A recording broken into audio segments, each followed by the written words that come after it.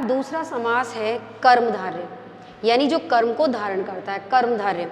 कर्मधारय समास की विशेषता होती है, इसमें भी दो पद होते हैं, पूर्व पद और उत्तर पद। पहला पद विशेषण होता है, विशेषण यानी विशेषता।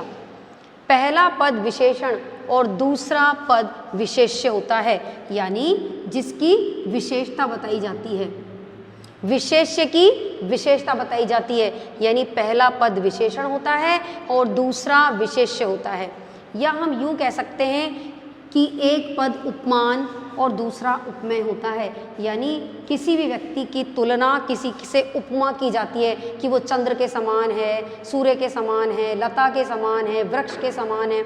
तो इस तरह से उसकी तुलना की जाती है, किसी की उपमा दी जाती है। यानी इसमें पहला पद विशेषण और विशेष्य हो सकता है और दूसरा पद विशेष्य होता है, और पहला पद उपमान और दूसरा पद उपमेय भी हो सकता है। ये कर्मधारय समास है। और विग्रह करने पर, जब हम इनका विग्रह करते हैं तो विग्रह करने पर है जो के समान रूपी का प्रयोग किया जाता है। यानी जब कर्मधारय समास में हम समस्त पद का विग्रह करते हैं तो है जो के समान और रूपी का प्रयोग किया जाता है। अब इसके कुछ उदाहरण हम देखेंगे कि इनका प्रयोग कैसे किया जाएगा। जैसे हमारे पास यहाँ पर उदाहरण है कि नीलकमल। अब यहाँ पर जो कमल है उसकी कमल है विशेष्य और नीला है उसका विशेषण। यानी यहाँ पर ये जो नीलकमल है ये कर्मधारय का उदाहरण है। अगर एग्जाम में आया तो हम इसको पहचान पाएंगे कि ये विशेषता बता रहा है, इसका मतलब ये कर्मधारय समास है। नीलकमल, तो नीलकमल है यहाँ पर समस्त पद। अब इसका विग्रह करने पर आपको बताया गया है जो के समान और रूपी का प्रयोग किया जाएगा। अब हम यहाँ पर देखेंगे कि किसका प्रयोग यहाँ पर हम करेंगे। नीलकमल, नीला है जो कमल,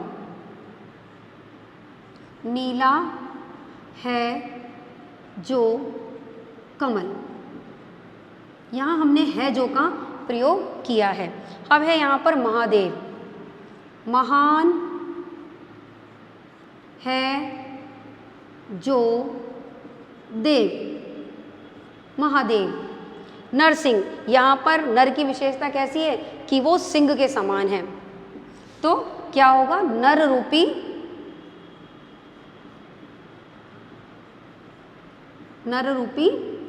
सिंह। तो यहाँ पर हमने विग्रह करते समय रूपी का प्रयोग लगाया, किंतु हम पहचान गए कि ये कर्मधारय समाज है क्योंकि यहाँ पर विशेषण की बात हो रही है, किसी की से तुलना की जा रही है या उपमा दी जा रही है। फिर हमारा अगला है विद्याधन, विद्या रूपी धन, क्योंकि विद्या को धन की तुलना, धन का रूप माना जाता है, यानी विद्या रूपी धन। चरण कमल, यानी कमल के समान चरण। यहाँ पर चरण किसके समान है, कमल के समान, यानी चरण की जो विशेषता है वो क्या है, कमल, यानी जो चरण है वो कमल के समान चरण। वहीं पर अगला है मृगलोचन,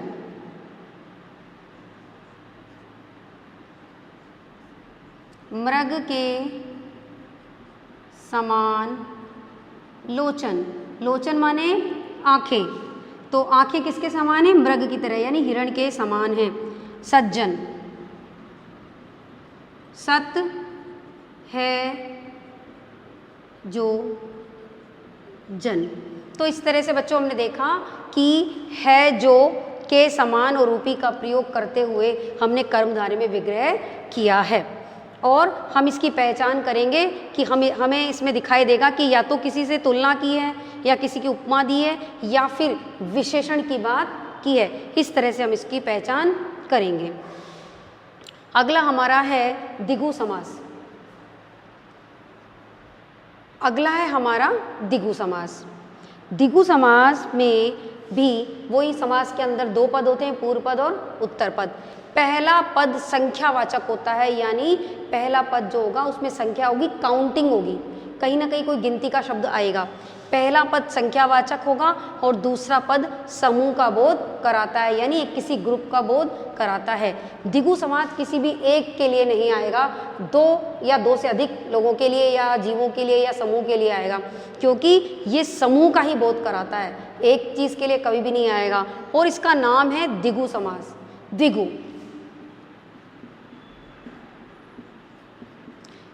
इस समास के नियम को याद रखने के लिए इसके नाम को याद रखना बहुत जरूरी है। द्विगु, द्विगु का बच्चों शाब्दिक अर्थ ही होता है दो गाय।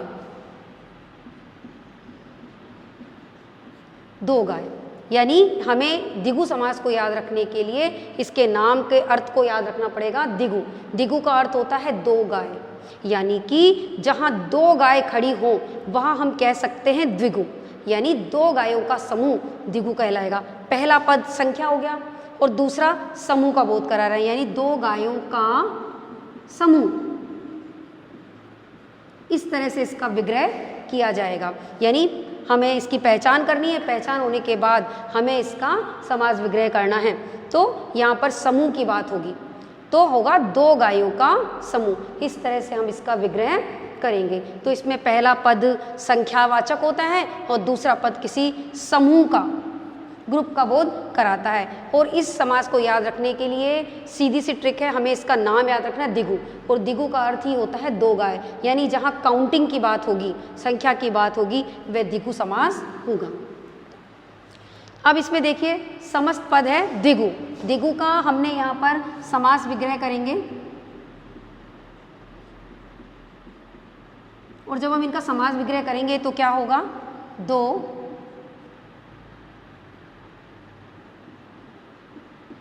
गायों का समूह या समाहार भी हम लिख सकते हैं। दूसरा है त्रिलोक, तीन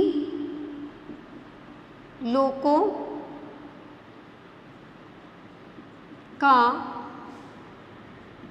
समाहार या समूह। नवरत्न, नव रत्नों का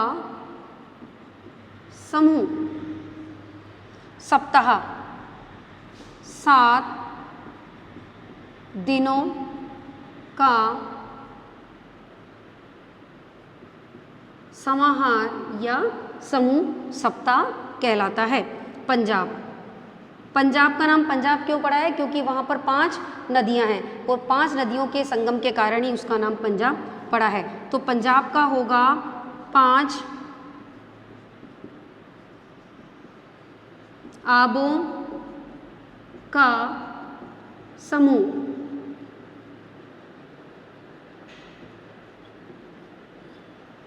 वही है दो राहा, दो राहों का समूह। फिर है चौमासा, 4 मासों का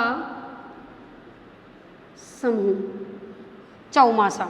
तो इस तरह से बच्चों हमने देखा कि पहला पद जो है वो काउंटिंग है, संख्यावाचक है, और दूसरा जो पद है वो किसी समाहार, समूह का बोध कराता है। तो इस तरह से इस नियम के माध्यम से हम सबसे पहले तो पहचान करेंगे कि द्विगु समास कौन सा है। जब हमारे पास कुछ शब्द आएंगे तो उसमें से हम देखेंगे कि तत्पुरुष कौन सा है, और ये जो है ये विशेषता बता रहा है, तो कहीं ये कर्मधारय तो नहीं है, या फिर काउंटिंग आ गई तो ये द्विगु समास है। इस तरह से पहले हम पहचान करेंगे और फिर हमारे पास जब समस्त पद होगा तो हम विग्रह करेंगे और विग्रह से हम समस्त पद भी बनाएंगे।